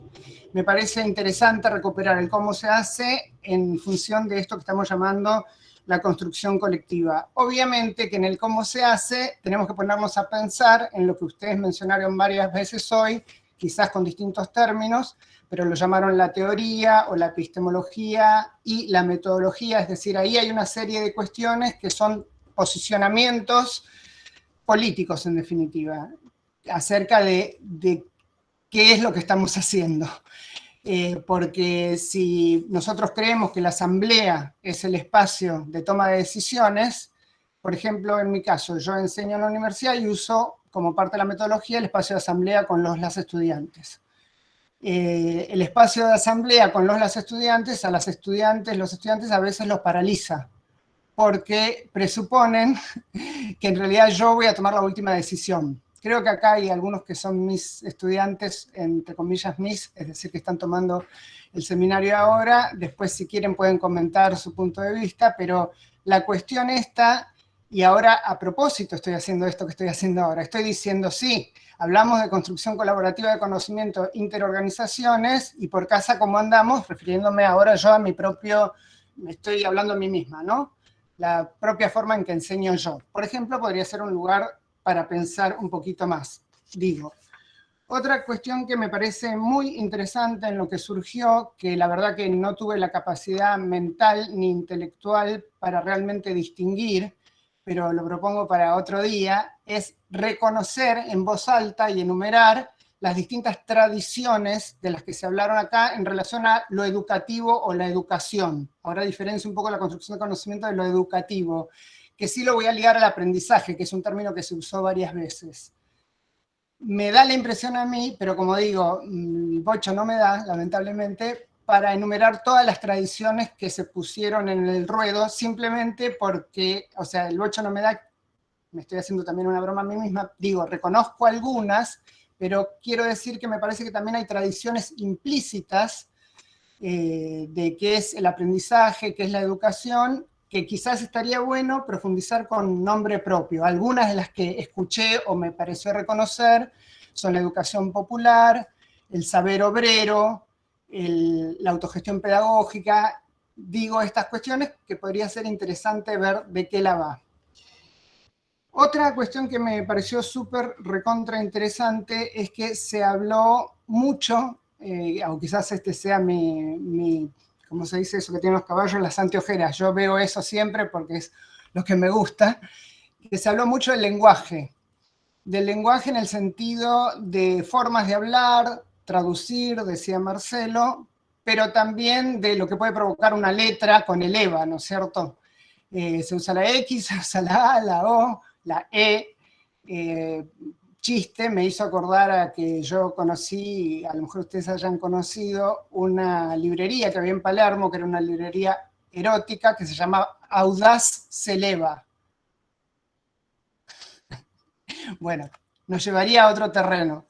Además ahí nos podría poner a conversar un rato largo sobre géneros. Pero bueno, hice esa asociación libre porque me parece que en estas pequeñas minucias de las letras hay un campo muy fértil, y ese es uno de los ejemplos del lenguaje que se trajo.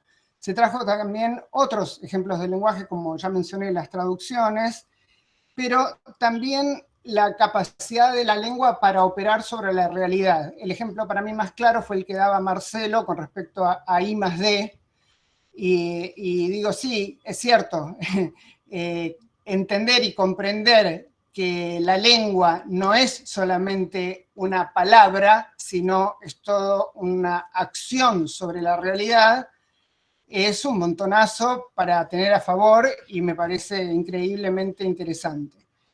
En ese sentido, me animaría a proponer que el Laboratorio Abierto de Innovación y Economía Circular se pueda llamar Espacio de Construido Abierto para el Desarrollo de Picardías y Soluciones Económico-Ambientales. ¿Por qué no? Porque ya que vamos con todo. Y quizás la última cuestión a puntualizar, que también para mí estuvo circulando en, creo que tenía 10 minutos, ¿no? Por eso estoy medio corriendo, ahí va. Que estuvo circulando en todos y todas las exposiciones, era la cuestión no de la traducción, sino de lo que yo ahora voy a llamar la transducción. Capaz que acá hay algún experto o experta y me matan por decir eso, pero bueno, Carenzo está diciendo que sí, así que menos mal. Vamos, Carenzo, si querés lo explicás vos después, bien. Pero bueno, en mi cabeza, al menos cuando yo trabajo con esa idea, es como, para decirlo quizás algo esotéricamente lo voy a decir, la transmutación de la energía, una cosa que se transforma en otra. Algo que es y no es al mismo tiempo y deviene, que en su mismo ser va siendo. Esto, que parece un trabalenguas, es algo para mí interesante para poner en foco de todas las experiencias y se describió en todas. Cómo al ir siendo se es, cómo no se es porque se va haciendo, cómo se empieza haciendo una cosa y se termina haciendo otra, y en realidad no sabemos.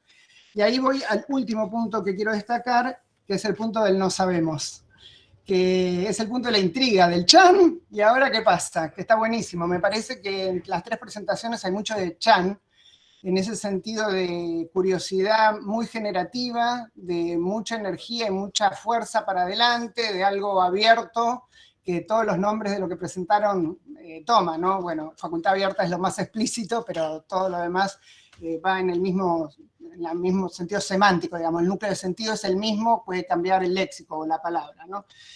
Hay algo de indómito en eso, vieron que hay un tema que es la indómita luz, se hizo carne en mí. Me parece interesante tomar que la indómita luz se hizo carne en estas experiencias y bueno, dejo ahí picando. Paso palabra. Gracias. Muchísimas gracias, Ana. Además de pensando, nos dejaste cantando. No, quería aprovechar. Sí que yo soy pésima para cantar y desafino siempre, porque si no cantaba, pero todavía no me animo. Podrías, la verdad, pero yo tampoco lo voy a intentar, no te preocupes. No, solo antes de darle la palabra a otras personas que quieran hacer intervenciones, comentarios, preguntas, agradecerle fuertemente a Ana y también agradecerle a Gloria Rodríguez, que era la otra comentarista que iba a estar participando en esta mesa y que lamentablemente está enferma, bastante grave, así que esperemos que se mejore y que esté acompañándonos en la próxima, en el próximo encuentro. Yo no quiero agregar muchísimo más a lo que dijo Ana, obviamente seguramente ustedes tienen un montón de preguntas y cuestiones para intercambiar.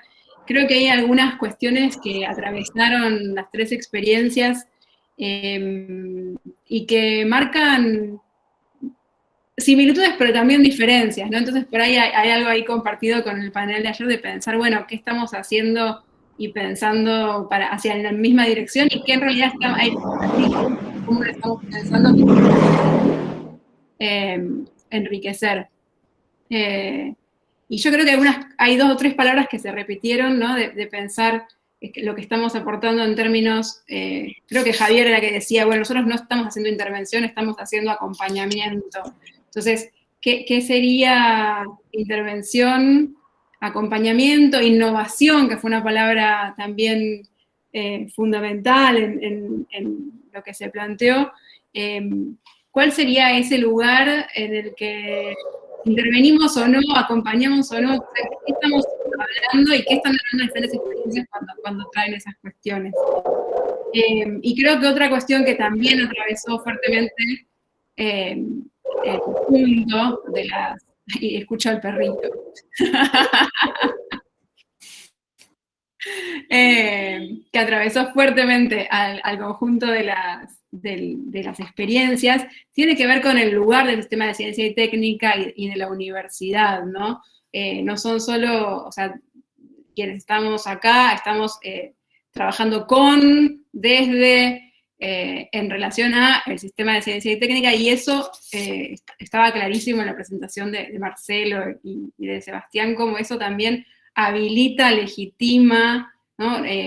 Tiene efectos en la relación. No es lo mismo para una organización estar con los compañeros del CONICET, digamos, con los compañeros que vienen de la universidad, y también eso implica efectos, ¿no? Nos requiere determinadas, poner en acto determinados límites, determinados formatos, determinados tiempos. Entonces, creo que en las tres experiencias eso estaba recorriendo, y quería en realidad señalar que, y con esto tiro la palabra ahí a más preguntas, que estaban haciendo, en general hacían referencia a cómo se están reinventando, cómo no saben esta incertidumbre, esto no sé qué va a venir, pero al mismo tiempo son experiencias que se sostienen en el tiempo, ¿no? Son vínculos que se sostienen en el tiempo desde hace muchísimos años, y creo que ahí hay una potencia a reconocer, ¿no? En ese cómo que decía Ana. ¿Cómo hacen para sostenerse en el tiempo? Quizás sería la pregunta, ¿no? ¿Cómo hacen para seguir recreando esos vínculos, incorporando nuevas personas, nuevos estudiantes, nuevos becarios? Bueno, ¿cómo se sostienen estas experiencias? Sería la pregunta. No sé si alguien quiere hacer más preguntas, comentarios. Si ustedes me permiten, yo quiero poner un poquitito de pimienta. Yo quiero decir que me hizo mucho bien lo que decía la compañera recién, con esa ironía a veces que dice las cosas. Me pareció buenísimo como comentó. Pero nosotros, yo quiero contar desde dónde venimos, digamos, y de cómo nació nuestra relación con la academia, porque me parece que ahí es donde, digamos, nosotros creo que como organización nos fuimos deconstruyendo, pero también fuimos ayudando a deconstruir la academia, digamos. Nosotros cuando empezamos a trabajar, cuando nos juntamos con la universidad, nosotros ni sabíamos que podíamos entrar a la universidad, no conocíamos, y veníamos todos nos decían, ¿y por qué no fueron a la universidad? Que ahí hay técnicos que los pueden ayudar, y nosotros, hay muchos no habíamos terminado la escuela, no habíamos terminado, entonces, me parece que, qué sé yo hoy acá veo compañeros nuestros que, la rectora de la UMED, digamos, una compañera que conocimos en ese transcurrir de las cosas, ¿no? Pero que también tuvimos que hacer entrar en debate, me parece, a la academia, porque en esos momentos había muchos que ni se sentían trabajadores, no se sentían parte de esa clase que hoy celebro que hay muchos que lo manifiestan así. Entonces, yo, por suerte, digamos, tuve valga la redundancia, no la suerte de haber encontrado compañeros en el camino que no han venido a querer ni dirigirnos, ni enseñarnos. Creo que fueron los que nos ayudaron a aprender a pensar, lo que nos ayudaron a entender que nosotros también teníamos saberes y que podíamos discutirlo, y que nos han abierto la puerta a conocer, digamos, y a poder discutir de igual a igual con alguien que había estudiado, que había tenido la suerte de estudiar, y muchas veces había tenido la suerte de estudiar gracias a que nosotros compramos mortadela y con ese impuesto pagamos la universidad pública, que es lo que siempre decimos, ¿no? Como los pobres somos parte de... y siempre nos usan para denigrar eso. Dicen, no, bueno, no pagan impuestos, son vagos, tienen la... Digo, me parece que yo, una de las cosas que quería plantear era esto, ¿no? Cómo nosotros también ayudamos a deconstruir a la academia, y lo celebro mucho porque hemos visto cambios a partir de hace 20 años para acá, ¿no?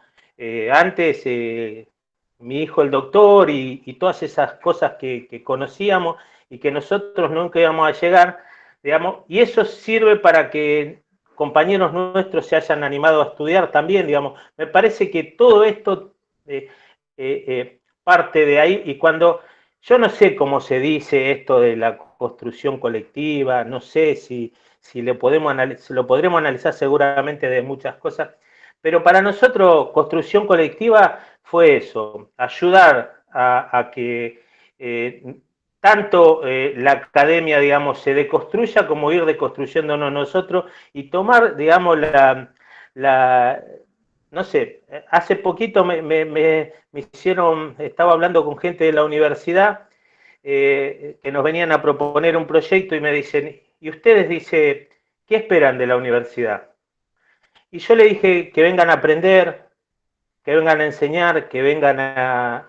Y me quedaron mirando como diciendo, ¿cómo? ¿Qué voy a aprender acá? Digamos, y digo, eso fue, me parece, lo más valioso que nos fue pasando, y yo a eso lo llamo construcción colectiva, construcción del pensamiento crítico, un montón de cosas que le podemos decir, pero que tienen que ver con la deconstrucción, y hoy uso mucho la palabra deconstrucción porque tengo una hija de 20 años que me taladró la cabeza con la deconstrucción, y creo que deconstruir el machismo y desconstruir el patriarcado y construir todo eso tiene que ver con todas estas deconstrucciones que tenemos que ir haciendo acá. Así que, bueno, era solamente decir alguna cosita. Buenísimo, Marce. Metiste otro tema, me parece que ahí ese último tema de construir el machismo y el patriarcado también nos puede atravesar en todas las experiencias. No sé si paso la palabra a las otras compañeros que están presentes y quieren hacer preguntas, si no, sigue Seba complementando lo que dijo Marce, no sé si bien. No, yo voy a hablar porque me corresponde, por haber invitado a tanta gente a ponerla a hablar juntas, por una cuestión de responsabilidad, anticipando que me tengo que ir porque tengo que ir a dar clase y no hago asamblea porque son 220, pero quieren armar un grupo de WhatsApp, los 220, y le dije que tal de pedo, imagínense respondiendo WhatsApp, en fin. No, voy a decir dos cosas. La primera, eso, agradecer, porque la verdad que fueron presentaciones súper ricas y súper sentidas, diría, me sale esa palabra, pero hay como mucho enamoramiento, en el mejor sentido lo digo,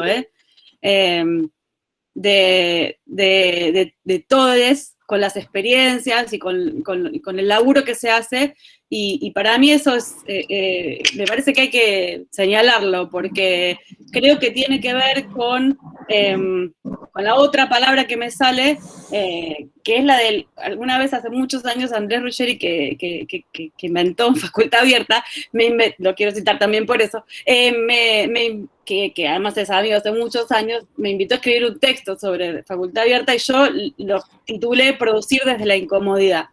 Y me parece que esa producción desde la incomodidad, ¿no? Es lo que reúne en parte también estas experiencias que están reunidas hoy y que nos convocaron a pensar desde nuestro lugar de trabajadoras y trabajadores, que somos trabajadores y trabajadoras, pero de determinada especificidad, que es la producción académica.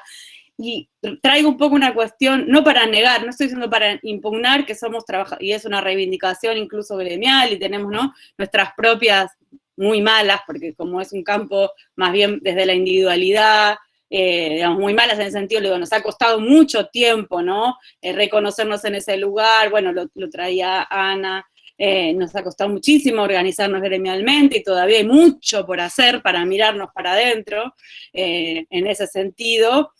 Pero lo digo porque me parece que hay algo en común que tiene que ver con cómo producimos, o sea, cómo hacemos nuestro trabajo.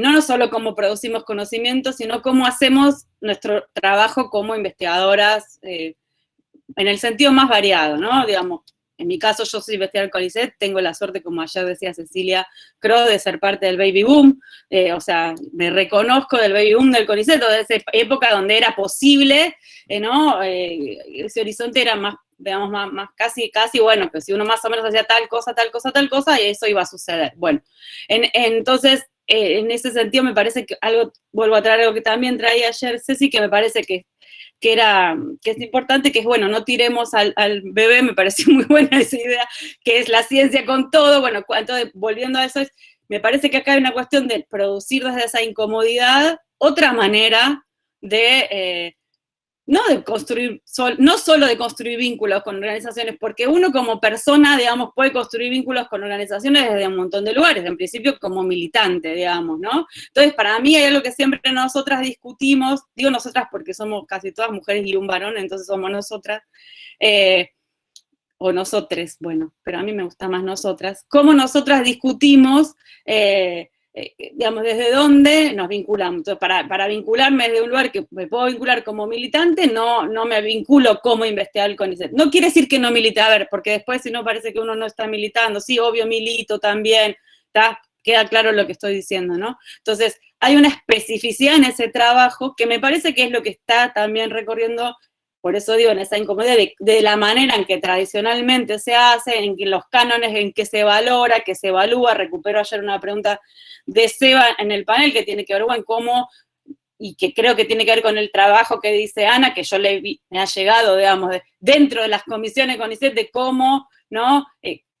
Los que hemos participado en comisiones de CONICET sabemos lo difícil que es mover nada, digamos, ahí adentro respecto de lo que se evalúa, se pondera, y vale para el mundo científico y tecnológico, aun cuando en campos como la antropología, en la colaboración, bravo, qué bien, hay que hacer todos recolaborativos, porque ahora resulta que, pero, ¿no? Y también, entonces, bueno, me parece que, nada, no, fui muy desordenada, pero esas fueron las ideas que me surgió. Me parece que hay una búsqueda común, más allá de todas las diferencias, ¿no? En las tres experiencias que compartieron, por producir, o sea, hacer nuestro trabajo desde un lugar distinto que permita producir conocimiento de otra manera.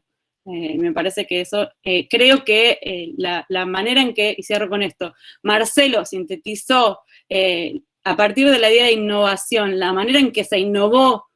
Yo, digamos, que acompañé esa experiencia, digamos, muchos años, para mí fue un antes y un después.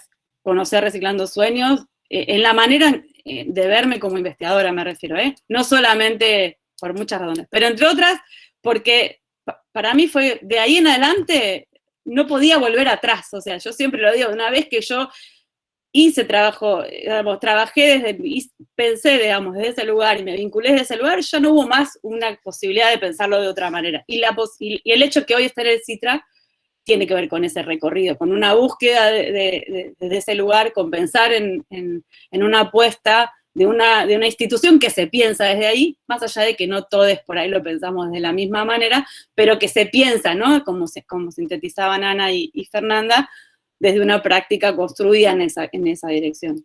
Entonces, bueno, eso fue lo que me disparó.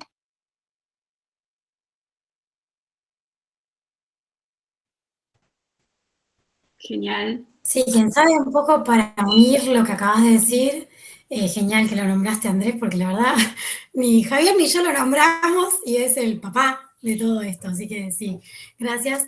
Sí, Andrés, no diría que es una asamblea lo que hacemos nosotros cuando nos juntamos en la cacerola o en los lugares donde nos juntamos, que son todos lugares autogestivos también, pero funciona un poco así. Todos escuchamos obviamente a Andrés y a todas las personas que tienen algo importante para compartir y que hace más años que están también haciendo todo esto, pero él también escucha, todos nos escuchamos, y en ese ir escuchando se va construyendo y se va intercambiando. No le pongo el nombre de asamblea porque tiene muchísimas connotaciones y además porque en las cooperativas es algo muy específico, pero funciona un poquito así. Cada uno tiene su momento para poder hablar y para poder intervenir. y si no lo tiene, se inventa. Así que nos hemos quedado hasta bastante tiempo buscando el tiempo para que cada uno pudiera hablar, y creo que todo lo que vamos armando en alguna medida se va nutriendo de estos contextos diferentes, de estas, como también decía Ana, por eso uniendo, de estos espacios multisituados, ¿no? De estas situaciones multisituadas, porque hoy por hoy nos pasaba esto de que cada uno estaba en su casa con su computadora atravesando la pandemia como podía, y nos sigue pasando, pero años anteriores también nos pasaba que cada uno desde las distintas experiencias, como María Inés, por ejemplo, contaba recién, iba atravesando, y los compañeros que conocíamos de las distintas empresas recuperadas teníamos desde la que estaba luchando, o tenemos, por ver si puede producir para exportar, hasta la que ayer cerraron el lugar y están todos sin trabajo y sin nada organizado, y están empezando a organizarse. Entonces son experiencias multisituadas constantemente, y uniendo un poco las preguntas que me parece que tenían que ver en cómo hacemos para sostenernos, o cómo hacemos para trabajar, cómo hacemos para permanecer. No me gusta tanto eso, más que perdurar, vivir, ¿no? Como diría la canción también.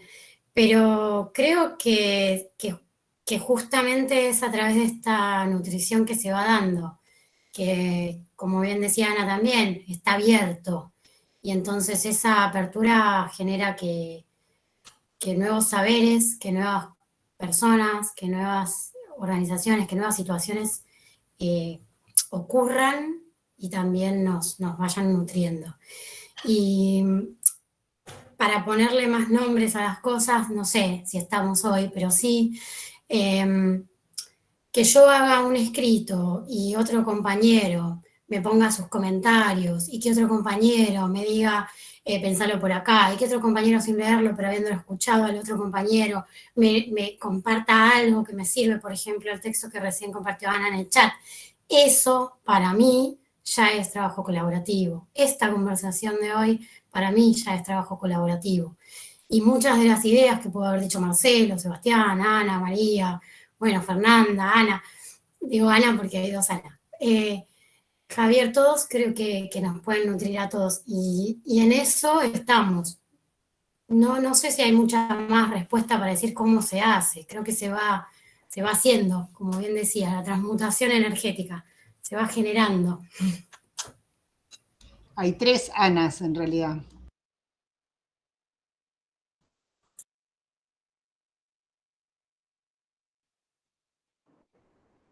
Genial, Celeste. No sé quién quiere tomar la palabra. Abro. Bueno, acá Milagro nos pide algo sobre los nombres de los usuarios, si pueden escribirlos en el chat los que no lo tienen, para una cuestión de la memoria del taller. Y ahí Ana nos compartió un texto que me encanta, desde el título de Lo Turbio, me encantó. No sé, ya empezaron a intercambiar en desorden, me parece que está bueno seguir ya con esa apertura, que no sé quién quiere, si alguien más quiere intervenir desde respuesta a los comentarios. Yo quiero hacer una sola acotación sobre ese texto, porque justamente las autoras eligieron traducir algo que viene de otra lengua como turbio, pero que más bien sería esto que acabas de decir vos, lo desordenado, lo que se va formando mientras se forma, o sea, tiene un poquito más ese matiz, pero igual turbio ya suena curioso, ¿no? Por todas lados, porque no es transparente, ¿no? Es turbio, y además por cómo entendemos turbio. No sé, las chicas, alguna de las Ana, Fernanda, Seba, Javier, ¿quieren responder? No, yo, digamos, la verdad, agradecer el espacio del taller, y los comentarios de Ana me parecieron que estaban súper buenos, el esfuerzo por tratar de vincular las 3 experiencias y las cosas que fuiste recuperando, esto de pensar no solamente la construcción colectiva, sino la propiedad, y en eso, digamos, también me parece que tiene mucho que ver con esta deconstrucción, ¿no? Deconstrucción de las formas de que nos enseña la academia acerca de mis objetos de estudio, mi campo, mi no sé qué.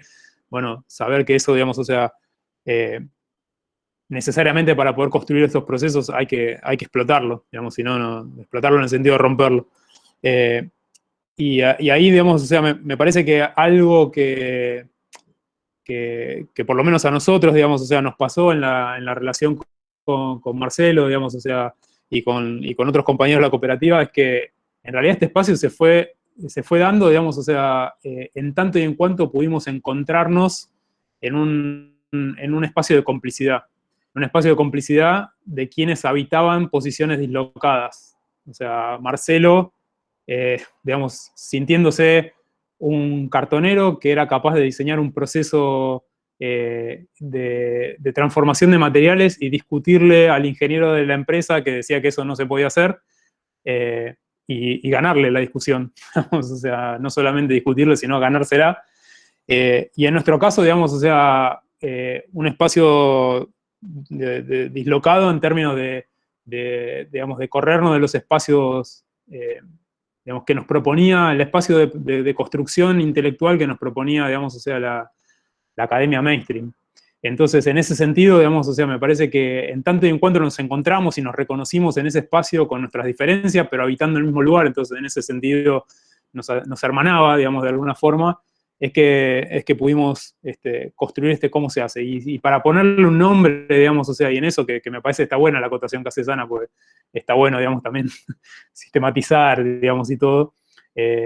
Nosotros, digamos, lo pensamos más como una comunidad de práctica, en práctica en el sentido integral, digamos, o sea, y entonces empezamos, digamos, o sea, a veces creyendo que lo que hacía falta era ver cómo hacíamos para traer recursos tecnocognitivos, y vincular lo que faltaba y no sé qué, y después nos fuimos dando cuenta que en realidad no era eso, que en realidad lo que faltaba era construir espacios de legitimidad de esos conocimientos que existían. Y eso, digamos, o sea, es lo que me parece que nos llevó a todo este espacio de construcción del laboratorio para decir, bueno, digamos, o sea, si hay muchos interlocutores que solamente los van a oír porque hay una universidad al lado, bueno, sean parte ustedes de esa universidad y, digamos, transfórmenla, y, digamos, y eso me parece que es la apuesta del laboratorio. Que cuando nosotros nos presentamos al laboratorio y vamos a tener una entrevista con un funcionario, con una empresa, y Marcelo, digamos, o sea, es parte del laboratorio, además de ser de la cooperativa, y nosotros, además de ser el instituto, también formamos parte del laboratorio. Entonces, bueno, es crear esos híbridos que vos señalabas, Ana, digamos, o sea, por defecto.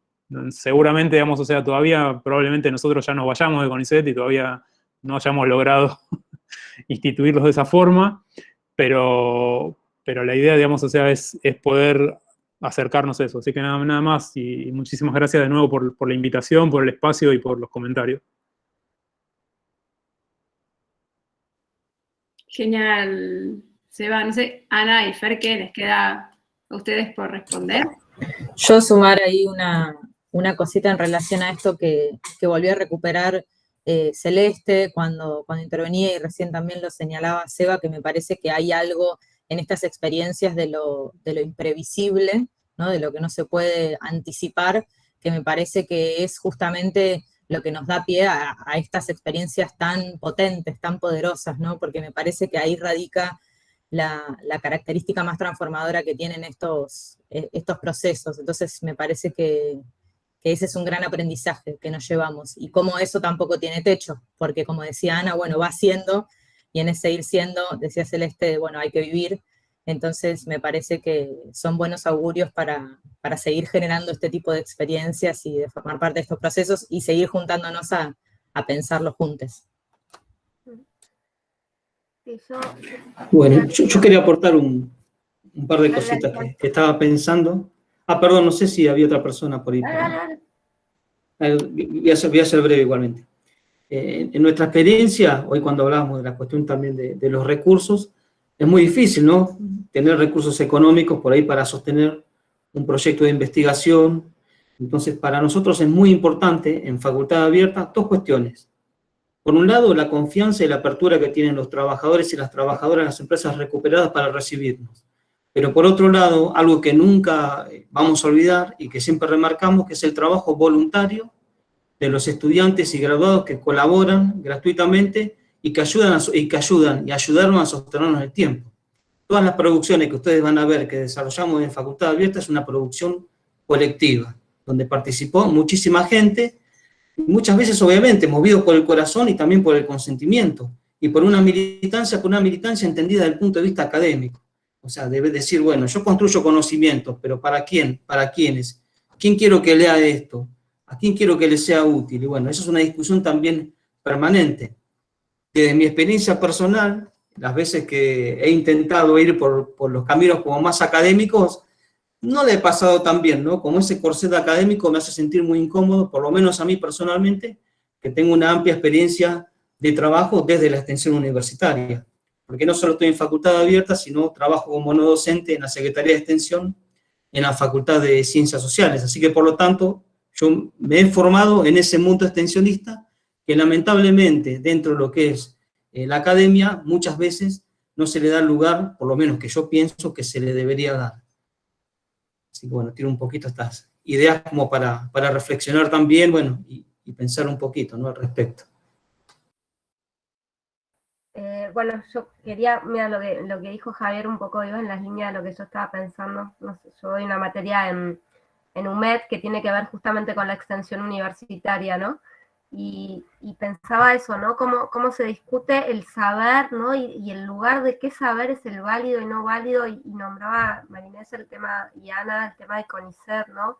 Yo tengo como también esa corrida de irme de CONICET y volver, y que lo quiero y lo odio, ¿no? Y no cómo hay saberes que, cómo es difícil todavía poner a luego los saberes en el mismo valor, ¿no? Y muchos de nosotros que trabajamos, por ejemplo, en la escuela de formación y demás, después siempre cuesta como, bueno, ¿y esto dónde lo meto? Y esto no me lo van a contar, y estas horas que dediqué a todo esto, que para mí es muchísimo más importante que lo que podría dedicar en a escribir un paper, resulta que vale 1 centésimo comparado con lo que vale el paper, ¿no? Y entonces, otra vez esa discusión donde finalmente es todo este trabajo que resulta aparentemente mucho más útil, porque se supone que la investigación tendría que ser exclusivamente en favor de lo social y de la sociedad, ¿no? Nos paga el Estado exclusivamente para aportar conocimiento a la sociedad, no para hacer más lindos papers, y sin embargo después en la valoración parece que eso que hacemos para la sociedad o para nosotros mismos, pero en favor de una modificación de lo social,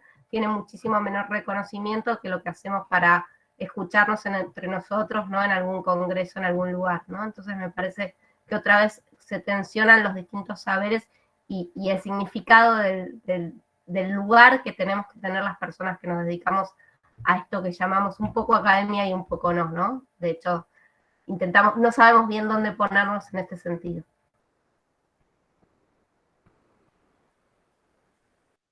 Ana, estaba pidiendo la palabra. Sí, regla de asamblea. Si hay alguien que quiere hablar que todavía no habló, yo no hablo. ¿No? Vos, Fernández Álvarez, no tenías que ir, ¿no? Sí. Estoy estirando el límite mi capacidad de bueno, pero que digo, esperen, para todo lo que abre el teórico, ya, salgamos los 5. No, yo puedo agregar una cosita nada más, breve. Bueno, primero, muchas gracias por este taller maravilloso, que me resulta como muy interesante para seguir interpelándome desde mi lugar de científica, con muchas comillas. Que me parece importante algo que las chicas contaban cuando presentaban nuestra experiencia en CITRA, que todas esas experiencias me gusta no romantizarlas, ¿no? Y tratar de pensarlas como atravesadas por una diversidad de tensiones, que por supuesto una muy importante es esto que ustedes estaban diciendo recién, la legitimidad de los saberes o de los conocimientos, y ahí, al menos en nuestra experiencia con organizaciones sindicales, no es únicamente unidireccional, ¿no? En cómo los saberes de los y las trabajadores son reconocidos, sino también qué lugar y desde qué lugar hablamos nosotros como academia, ciencia, universidad. eso está muy tensionado y es conflictivo, no es fácil de resolver. Y en estas 3 experiencias que contaban las chicas, tienen un derrotero tan distinto, nosotros muchas veces reflexionando sobre qué sucedió en cada una de esas experiencias, muchas veces pensamos de qué pudo haber pasado para que las experiencias fueran distintas, ¿no? En esto que decía Ceci ayer, la reflexividad constante que tenemos cuando hacemos este tipo de investigación, este tipo de investigación colaborativa, como la llamemos. Y bueno, es interesante pensar desde ahí, ¿no? Cómo en un espacio donde en realidad el foco está más puesto en la producción cultural, en realidad ahí el saber que nosotros podemos tener, que puede estar mucho más vinculado con, como decía Seba, ¿no? Como la sistematización, lo metodológico y qué sé yo, no estaba tan reconocido. Y entonces ahí la tensión se generaba porque en realidad nosotros veníamos a ser como productoras, ¿no? Que veníamos a apoyar un espacio y bueno, y ahí aparecían otra cantidad de diferenciaciones y desigualdades, como por supuesto que en general somos mujeres y los secretarios de cultura eran hombres, y entonces las mujeres del mundo de la ciencia se tenían que ocupar de armar el stand de la Feria del Libro, ¿no? Bueno, ahí aparece otro tipo de tensión que también en estos espacios de construcción colectiva está bueno marcar. Y la diferencia para pensar, por ejemplo, la reciente intersindical de formación, bueno, ahí es muy diferente, ¿no? Ahí es al revés, porque ellos son secretarías de formación y capacitación que, por lo tanto, en el imaginario vienen a la universidad, vienen al CONICET a buscar ese conocimiento que supuestamente nosotros tenemos para brindar. Bueno, y ahí el esfuerzo de nuestra parte es el contrario, no, o sea, ustedes son los que más saben sobre las necesidades formativas que tiene cada espacio sindical. Ustedes tienen los saberes sobre el proceso de trabajo, yo no. Bueno, entonces me parece que lo rico, y ahí me gustó mucho lo que decía Ana, de esto de que se va construyendo a medida que va rodando, y además que no hay, o sea, cuando pensamos eso, el procedimiento, no hay uno, ¿no? Creo que hay tantos procedimientos como experiencias de este tipo hay, y que siempre que se piense en un sentido en un sentido más político de la colaboración de la investigación, eso va a tener un buen resultado. Aunque, como decía Fer, ¿no? Por ejemplo, una de nuestras experiencias intersindicales se autonomizó. Bueno, pero eso también está bien, ¿no? No hay que, porque muchas veces, obvio que hay angustias en estos procesos, por supuesto, de que creemos que fallamos, que estamos haciendo las cosas mal, pero no, tiene que ver con eso, con los devenires de los procesos y las singularidades que cada uno de estos procesos van asumiendo. Solo mi aporte, y agradezco mucho a todos y todas por estar. Bueno, te damos la posibilidad de cerrar, Ana, de decir lo que querías decir después de esto que estuvo buenísimo, que trajo Cora. Tenemos 3 minutos. Dale. Lo que yo quería decir es que me parecía interesante también escucharnos en lo que íbamos diciendo, porque de pronto aparece una estereotipia, algo un poquito estereotipado, me hablo a mí en primer lugar, que es academia versus otras organizaciones, y yo por eso un poquito en el chat escribía, en realidad la idea para mí también tiene que ver con dislocar cualquier autoritarismo, porque los autoritarismos están en todos lados. Los ejemplos que acaba de dar Cora me permiten hilar eso sin perder demasiado tiempo, ya lo dijo ella. Entonces me parece que está bueno un poquito también dislocar esas primeras oposiciones, esos primeros binarios que hacemos para seguir pensando. Y la otra cosita que quería puntuar es lo que dijo Fernanda con respecto a cuánto vale qué en el mercado del CONICET, y se me estaba ocurriendo algo medio estrambótico, pero bueno, Carenzo seguro que lo va a saber hacer bien. Yo paso la idea y Carenzo que es así. Podemos usar el marco que propuso Carenzo al principio, que hace años que viene trabajando con Marcelo y con la cooperativa, ese marco que traen desde la cooperativa y desde el laboratorio, para pensar, por ejemplo, las prácticas de trabajadoras y trabajadores, por ejemplo, en este caso de la ciencia, ¿no? porque él decía, bueno, cuando empezó a explicar, decía, se piensa la gestión de los residuos de una manera, pero si la pensamos de otra manera aparecen otras cosas. Se piensa que el agregado del valor estaría acá, pero si la pensamos de otra forma, contracorriente, aparece otra cosa. Para que nosotros pudiéramos generar valor con esto, lo que hicimos fue pensar otro procedimiento distinto. A la tecnología, en vez de pensarla solamente como la tecnología de reciclado de residuos, la empezamos a... Bueno, estoy tratando de citar de memoria lo que escuché antes, así que por ahí invento un poquito, pero más o menos va por ahí lo que yo entendí que plantearon Marcelo y Carenzo. Entonces me parecía interesante tomar ese marco, porque ya lo tenemos, y usarlo para pensar otros espacios de práctica. Paso palabra y gracias.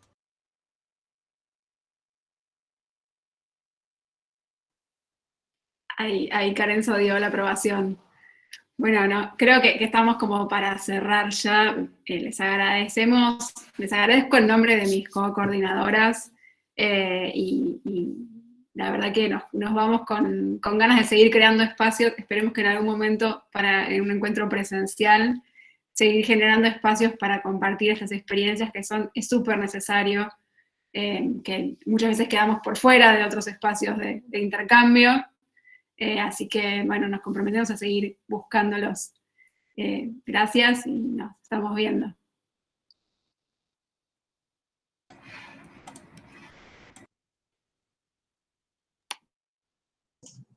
Chau, chau. Adiós. Saludos a todos, a todas y a todos. Adiós, chao, chao. Gracias.